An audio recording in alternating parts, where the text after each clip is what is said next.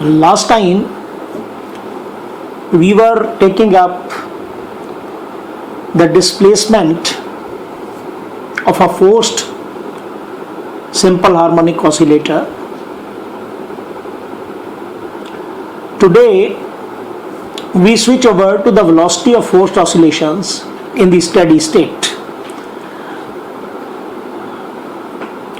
तो यहाँ पर आप देख सकते हैं जो हमने लास्ट टाइम टॉपिक किया था, मैं उसके बारे में पहले इक्वेशन बता दूं कि जो हमारी इक्वेशन है वो ये इक्वेशन हमने की थी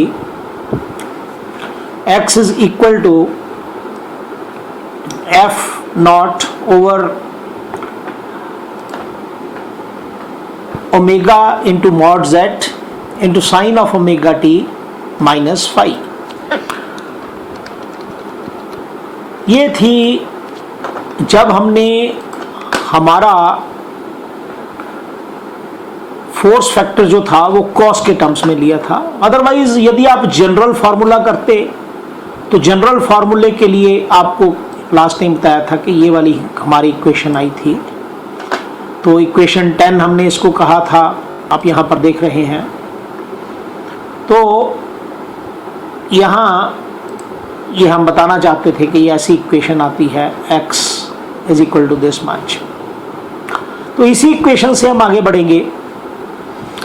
अब यदि आपने वेलोसिटी निकालनी हो स्टेडी स्टेट केस में, तो velocity is equal to x dot and this is equal to dx over dt and we just put the value of x, और x ये फैक्टर था, आपको अभी बताया पीछे कि यदि हम एक्सपोनेंशियल फॉर्म में लेना चाहते हैं तो it is minus iota F naught over omega Z M E raise power iota omega T minus five. So इसका जब डिफ्रेंशिएट करेंगे तो आप देखेंगे कि ये वाली जो सारे टर्म्स हैं, ई की टर्म्स से पहले की टर्म्स जो हैं, ये वाली that is minus iota F naught over omega mod Z M, ये कांस्टेंट है, ये बाहर आ जाएंगी डिफरेंशियल साइन से। और जब आप E the power iota omega T minus five को डिफरेंशिएट करेंगे तो इसका डिफरेंशियल आता है E the power iota into omega T minus five, और साथ में चेन रूल लगा के आयोटा ओमेगा आता है। तो इसीलिए हमने आयोटा ओमेगा आगे लिख दिया और multiplied by minus iota F naught over omega into mod Z M into E raise power iota omega T minus five बन गया हमारे पास। तो आप देखते हैं कि iota into iota is iota square, it is negative 1, तो माइनस माइनस प्लस हो जाएगा। ओमेगा ओमेगा नीचे और ऊपर कट गया, यहाँ जो मैंने डार्क की हुई है इक्वेशन इसमें। तो देयरफॉर वी गेट v, ये ग्रीन इंक में हमने लिखा है v is equal to F naught over mod Z M E the power iota omega T minus five. We call it as equation number 11. Whatever equation may be given, name may be given to it, I am giving it as equation number 11. आप द्वारा से करना चाहते हैं, द्वारा equation number 1 रख सकते हैं इसको। सो यहाँ पर यदि आप देखें कि जो वेलोसिटी का एक्सप्रेशन है उसके आगे कोई आयोटा नहीं है, तो तभी हमने यहाँ लिखा नीचे कि there is no preceding factor iota. यदि आयोटा नहीं है तो इसका मतलब हुआ कि जो एक्स्ट्रा फेज आता है रियल और इमेजिनरी पार्ट होने के कारण वो नहीं आएगा। तो इसीलिए वेलोसिटी और ड्राइविंग फोर्स के बीच में जो फेज का डिफरेंस आया वो सिर्फ फाई आया। जो फोर्स थी वो थी, आप याद करो, it was F naught into E the power iota omega T. यदि एक्सपोनेंशियल फॉर्म में हमने मतलब E the power iota omega T के टर्म्स में हमने लिया था। तो यदि फाई 0 होता है तो उस केस में वेलोसिटी और ड्राइविंग फोर्स इन फेज होते हैं। In case phi is 0 then velocity and driving force are in phase with each other. और ये जो फैक्टर है ना ऊपर 11th इक्वेशन में आप देखें तो ये होता है cos omega T plus iota sine omega T के बराबर, मतलब यदि फाई है साथ में तो ये बन जाएगा E power iota omega T minus phi is equal to cos omega T minus phi plus iota sine omega T minus phi. और यदि हम उस सारे फैक्टर का मैग्नीट्यूड देखेंगे तो मैग्नीट्यूड इसका 1 के बराबर आएगा। तो इसीलिए जो मैक्सिमम वेलोसिटी आती है वेलोसिटी की वो इसके बराबर आती है, यानी कि F naught over mod of Z M. तो इसको हम बोलते हैं एम्पलीट्यूड ऑफ वेलोसिटी। तो यहीं पे हमने लिखा है कि the amplitude of velocity it is F naught over Z M mod which confirms our definition of mechanical impedance। तो impedance, mechanical impedance Zm is equal to F over V होता है। तो वही ये definition के मुताबिक यही आता है। तो ये हम जब कंपैरिजन करेंगे LCR सर्किट के साथ तब आपको और ज़्यादा क्लियर हो जाएगा कि कैसे आता है ये। तो वो चीज़ यहाँ पर हम ले रहे हैं मैकेनिकल इम्पीडेंस की बात। अब देखें कि जो वेलोसिटी होती है, अब हमने वेलोसिटी निकाल ली, velocity is equal to F naught over mod Z M into E raise power iota omega T minus five, या फिर this implies V is equal to F naught over mod Z M into cos of omega T minus five plus iota into F naught over mod Z M into sine omega T minus five. तो ये equation हमारे पास आ गई। और यदि मान लो starting में मैंने driving force ये दी होती एफ नॉट ये वाली, तो यानी कि रियल पार्ट, तो हमें याद करो स्टार्टिंग में मैं बार बार बता रहा हूं कि ये F naught cos omega T है, ये रियल पार्ट होता है। तो इसका मतलब जो सोल्यूशन आना है वेलोसिटी का भी वो भी रियल पार्ट देखना पड़ना है। तो इसका मतलब हमें सिर्फ ये वाला सोल्यूशन देखना होगा उस केस में, दूसरे वाला नहीं। तो इसीलिए हम यदि ऐसी फोर्स अप्लाई करते हैं, in case the applied force या driving force is F naught cos omega T, then the velocity will be expressed as v equal to F naught over mod Z M cos of omega T minus five. We call it equation 12। So यदि हमारे पास ये ऐसी force लगाई होती हमने, यानी कि imaginary part, तो वेलोसिटी का इमेजिनरी पार्ट देखना पड़ना था। और इस इक्वेशन ऊपर यदि लाल वाली इक्वेशन ये देखें यहाँ तक, तो ये वाली इक्वेशन में हमारे पास जो इमेजिनरी पार्ट है वो ये वाला है, ये लास्ट वाला जो मैंने डार्क किया। तो उस केस में नेचुरली है कि जो वेलोसिटी आएगी तो वो ये आएगी जो इक्वेशन 13 में हमने बताई है, v is equal to F naught over mod Z M sine of omega T minus five. तो equations 12 and 13 show that there is no additional phase difference between the velocity and driving force. The phase difference between velocity and driving force otherwise जो है वो phi है। और वो किसके बराबर होगा वो हम पहले भी निकाल चुके हैं कि ये आर्गुमेंट ऑफ z कैसे निकालते हैं किसी कम्प्लेक्स क्वांटिटी का। तो that is imaginary part of Z M divided by real part of Z M. तो इमेजिनरी पार्ट हम पहले कर चुके हुए हैं और हमें वैसे भी पता है कि it is omega M minus के ओवर ओमेगा, और रियल पार्ट होता है बीटा, तो it is omega M minus के over omega divided by beta. तो ये हमारे पास टेंजेंट फाई की वैल्यू आती है इसमें। अब हम आगे बढ़ना चाहते हैं और फर्दर वेरिएशंस को स्टडी करना चाहते हैं वेलोसिटी के केस में। तो हम सबसे पहले अलग अलग इसमें अलग अलग चीज़ों को डिस्कस कर सकते हैं।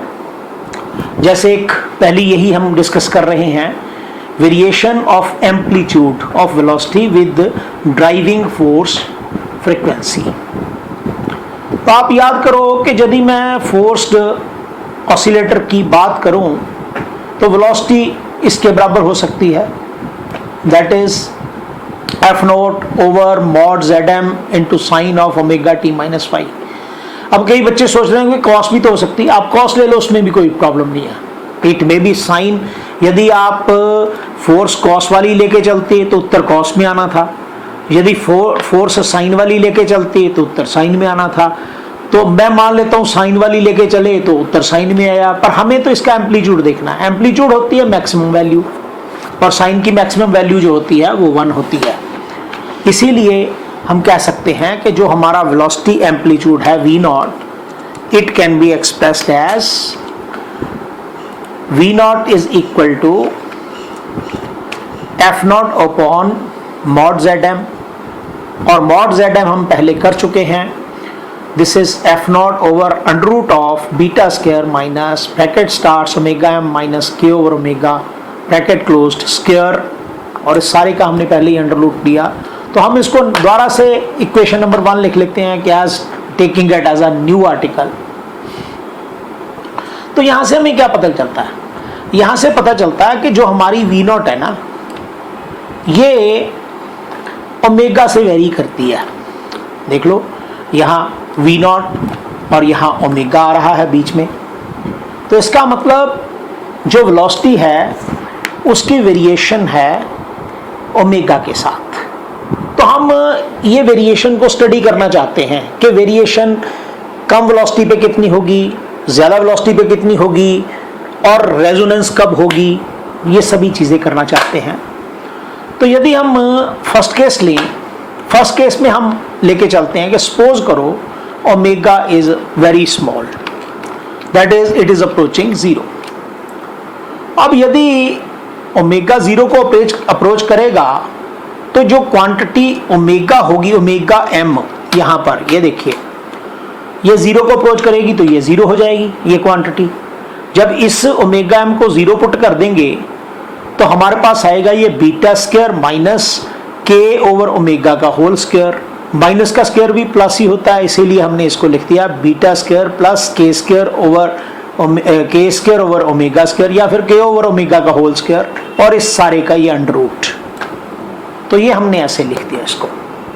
अब यदि ये वाली zm की वैल्यू यहाँ इसके बराबर मैं इसमें पुट करूं और साथ में फर्दर एज्यूम करूं कि जो हमारे पास ओमेगा ज़्यादा ही स्मॉल है, तो आप पाएंगे कि बीटा का जो है ना स्क्वायर, ये भी इसके मुकाबले में निगलेक्ट हो जाएगा। तो यही हम अगले टॉपिक में, अगले स्टेप में देखते हैं। ये देखिए, if we assume that the damping effect that is beta, ये देखिए, ये damping that is beta is small, तो उस केस में जो लास्ट पिछले मरी मैं फिर पीछे ले जाता हूँ।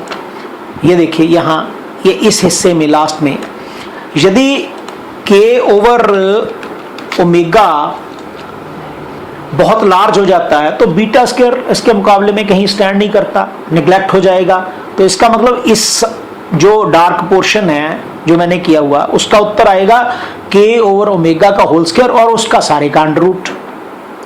तो इसीलिए हमने अगले स्टेप में यही किया कि इसीलिए हम कह सकते हैं कि then Zm mod it is approximately equal to k over omega।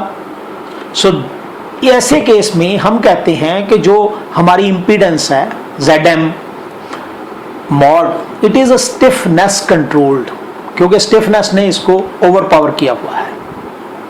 तो हम ये Zm की वैल्यू वेलोसिटी में पुट कर देते हैं, v वेलोसिटी एम्पलीट्यूड में। तो जो पीछे हमने वेलोसिटी एम्पलीट्यूड किया था वो हमने कहा था कि ये है वेलोसिटी एम्पलीट्यूड, देखो ये इक्वेशन नंबर 1 में। तो उसमें ये निचले वाली चीज़ में, यहाँ वाले हिस्से में, ये वाले हिस्से में, ये देखिए डार्क कर देते हैं, इसमें तो under root of k square upon omega square आएगा। तो इसीलिए हमारे पास जो इक्वेशन बनेगी उसको सॉल्व करके ये बनेगी v naught it is equal to omega f naught over k। तो ये we call it as equation number 2। तो इसका मतलब हुआ कि यदि हमारे पास ओमेगा स्मॉल होती है for small velocities the amplitude of velocity is this much, और यदि हमारे पास फ्रीक्वेंसी ओमेगास ज़्यादा होती हैं, मतलब व्हेन ओमेगा अप्रोचेस इन्फिनिटी, ये देखिए, तो उस केस में क्या होगा, जो टर्म है Zm मॉड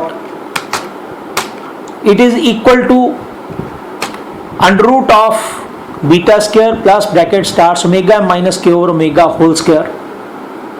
और इसमें आप यदि देखें तो इस केस में omega is very very large, omega M is very very large, और जो के ओवर ओमेगा होगा it is very very small, तो K over omega is nearly equal to 0।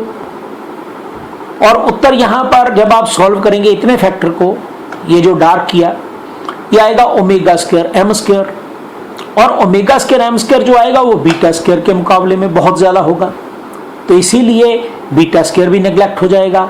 तो इसका मतलब ये आएगा under root of omega square M square, या फिर लगभग ओमेगा एम।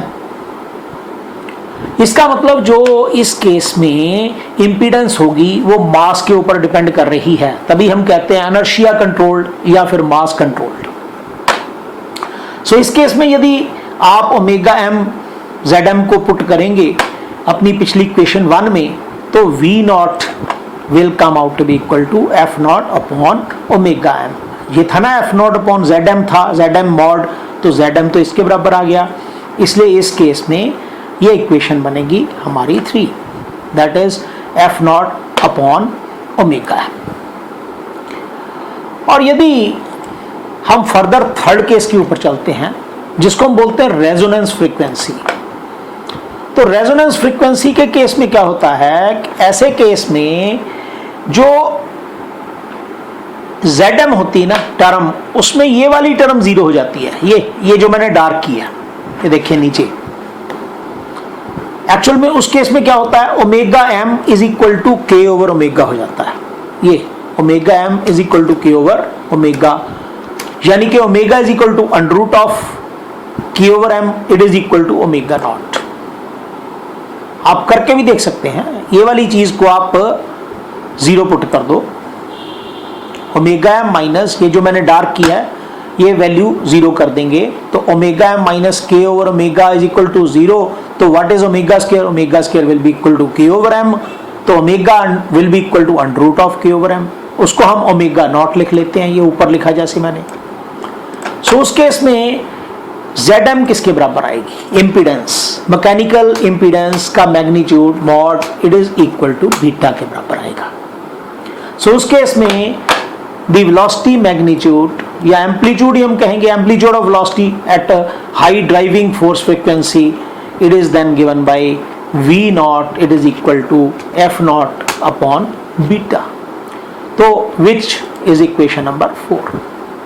और यहां पर यह आप देख सकते हैं कि जितना बीटा कम होगा उतनी ही वी नॉट ज्यादा आएगी, जितना बीटा ज्यादा होगा उतनी वी नॉट कम आएगी। सो यही चीज हम बताना चाहते हैं। अब हमने 3 केसेस किए, ये पहला केस, ये दूसरा केस और ये तीसरा केस। पहले केस में हमारे पास जो वेलोसिटी थी, एम्पलीट्यूड ऑफ वेलोसिटी वो इतना आया, दूसरे केस में वेलोसिटी एम्पलीट्यूड इतना आया, और तीसरे केस में वेलोसिटी एम्पलीट्यूड इतना आया।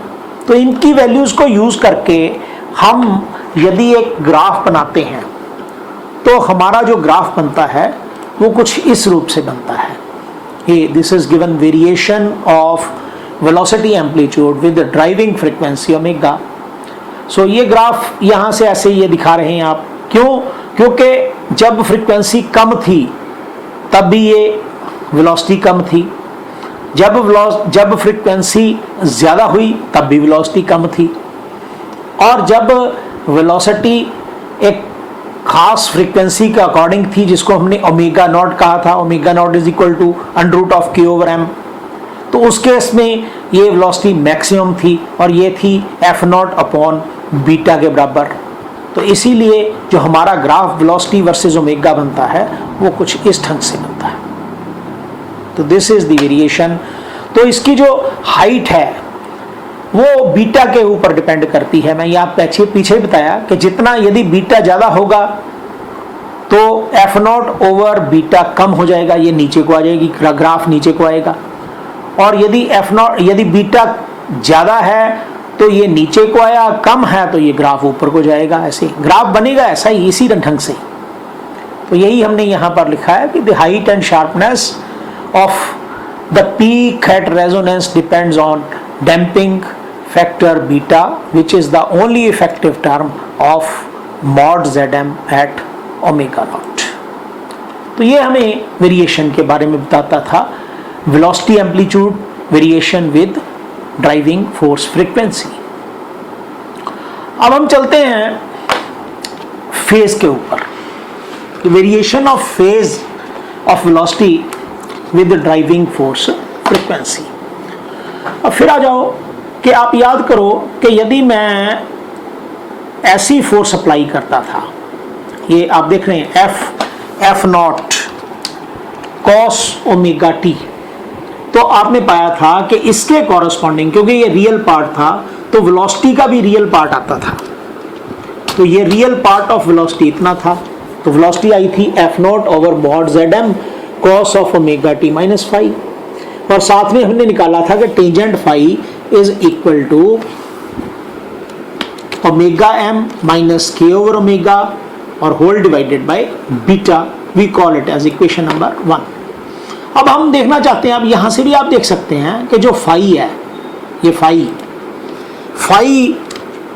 फ्रीक्वेंसी के ऊपर डिपेंड कर रहा है. देख लो, क्योंकि tangent phi is equal to omega M minus के over omega whole divided by beta आया, तो फाई ओमेगा के ऊपर तो डिपेंड कर ही रहा है इक्वेशन 1 में. तो इसलिए इस केस में भी हम 3 केसेस द्वारा से डिस्कस करते हैं. तो केस 1 है कि जब ओमेगा स्मॉल हो पीछे की तरह. अब उस केस में if omega is approaching 0, then using equation number 1, tangent phi, या आप देख रहे हैं tangent phi is equal to omega M minus के over omega whole divided by beta. But omega is approaching 0, तो इसीलिए जो हमारा फैक्टर ओमेगा एम आया,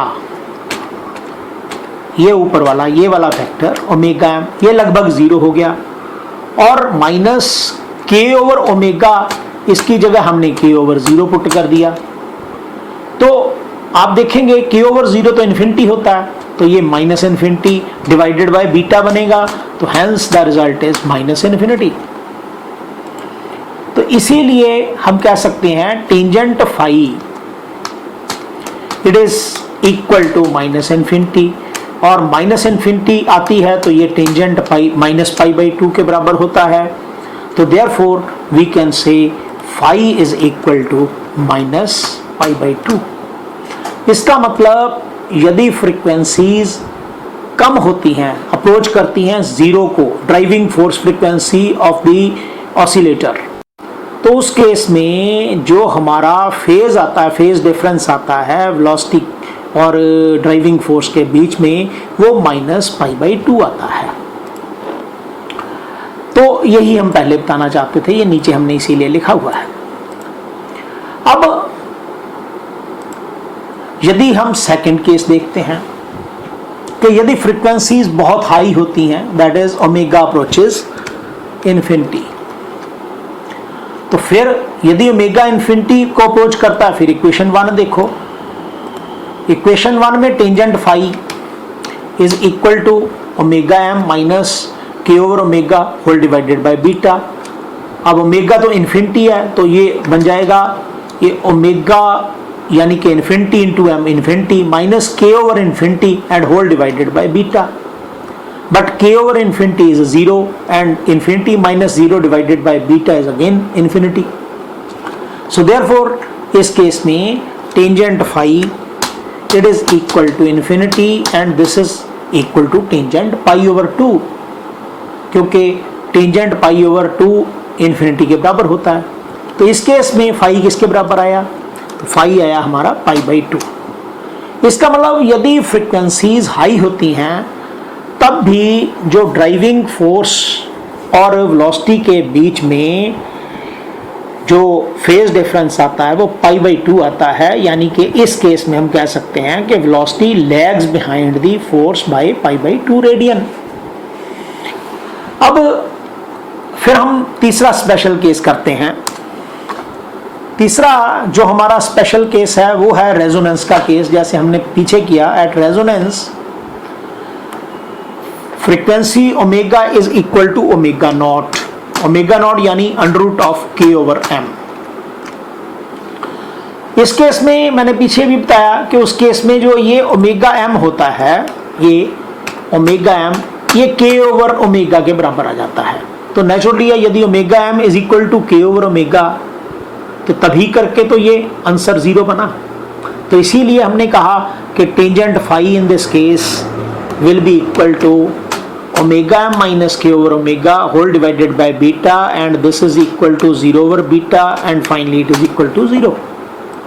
So this implies tangent phi is equal to 0 and this is also equal to tangent 0. So therefore in this case phi comes out to be equal to 0. तो इस case में जो resonance frequency होती है उस case में velocity और driving force same phase में होते हैं। अब जब हमें ये तीनों चीजें पता चल गई और हमें वेरिएशन भी पता है टेंजेंट फाई किसके बराबर होता है, जैसे ये वेरिएशन है इसकी कि ये tangent phi is equal to omega m minus के over omega whole divided by beta के बराबर होता है, तो हम एक ग्राफ भी बना सकते हैं। सो इसीलिए हमने यहाँ लिखा कि therefore the variation of phase angle phi between the velocity of forced oscillator and the driving force with the driving force frequency can be plotted as under।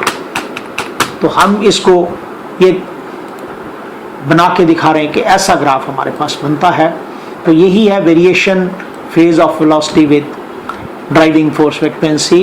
यदि हम along x एक्सेस ओमेगा ले लेते हैं, along y access हम phase angle लेते हैं, phase angle between velocity and force, तो हमारे पास ग्राफ -π/2 से शुरू होता है। क्यों? यदि फ्रीक्वेंसी 0 को अप्रोच करती है तो फेज डिफरेंस -π/2 था, और जब ये इन्फिनिटी को अप्रोच करती है तो फेज डिफरेंस π/2 के बराबर था, तभी करके ये यहाँ पॉइंट आएगा कहीं। और जब आप रेजोनेंस की बात करते हैं तो उस केस में हमारे पास ये 0 वाला पॉइंट आता है। तो ये ग्राफ कुछ इस ढंग से बनता है, B वर्सेस F, ये ऐसे ये। अब इसमें ये डिपेंड करता है कि बीटा की कितनी वैल्यू है। यदि बीटा ज्यादा है तो उस केस में ग्राफ नीचे को आना शुरू हो जाएगा, ये ऐसे। तो हमारे पास ये डिपेंड करता है कि जो बीटा की वैल्यू है, क्योंकि आप देख रहे हैं कि वहां पे बीटा की इन्वॉल्वमेंट है और जो बीटा वो डिनोमिनेटर में है, तो इसलिए यदि बीटा कम होगा तो ये गुलाई में ज़्यादा बनेगा ग्राफ, और यदि बीटा ज़्यादा होगा तो फिर ये गुलाई कम होनी शुरू हो जाएगी, तो ये ग्राफ इस रूप में आना शुरू हो जाएगा। तो ये हमें बताता है कि हमारी वेलोसिटी का फेज जो है वो ड्राइविंग फोर्स फ्रीक्वेंसी के साथ कैसे वेरी करता है। So this is an important topic and is generally asked in the examinations, so you must be prepared with this topic as well. So इससे आगे हम next time study करेंगे, फिर हम और variations को देखेंगे कौन कौन सी होती हैं। So up to that, thank you.